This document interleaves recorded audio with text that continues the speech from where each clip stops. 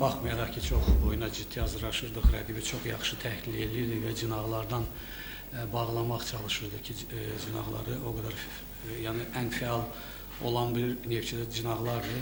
Ancaq heyf ki, cinahlarda biz yenə boşluqlar verdik və ondan başqa ilk hissədə hesab edirəm ki, komanda Neftçidən çəkindi, qorxdu.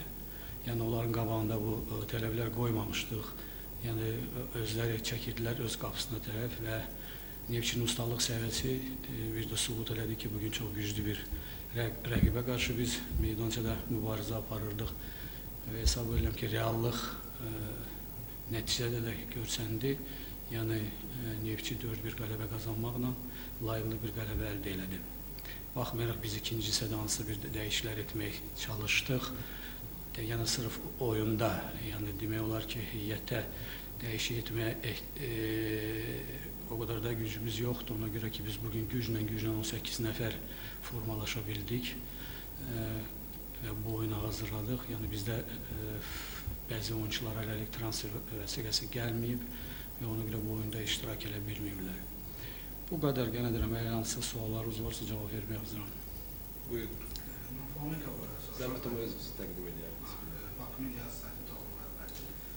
Flamenco haqqında soruşacağım. Mənim hücumlarınızda əsasən gördüyüm sonluq çatışmırdı. Yəni Flamenco o sonluğu, yəni mərkəz hücumçusu və o Flamenco. Yəni mərkəzdəki. Flamenco'dan danışırsa, mələ bilin Flamenco.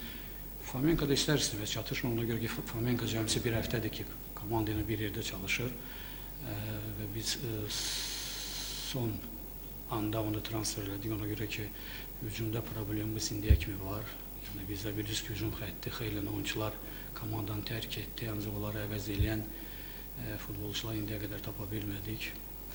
Ondan başqa ümumiyyətlə yenə deyirəm, əgər biz keçən il 27-28 nəfərlə çempionata start vermişdik və demək olar ki, komandada güclü rəqabət var idi.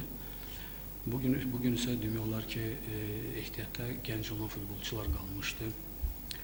Ancaq yenə deyirəm, hesab edirəm ki, komanda ikinci hissədə bir də öz potensialını ortaya qoyub göstərdi ki, futbol oynaya bilir. Bunu mən keçən il boyu deyirdim ki, səviyyə imkan vermir ki, biz o qol epizodları qola çevirək. Hesab edirəm ki, oyundan oyuna komanda artacaq, mütləq artacaq və biz istəyən nəticələri əldə edəcəyik.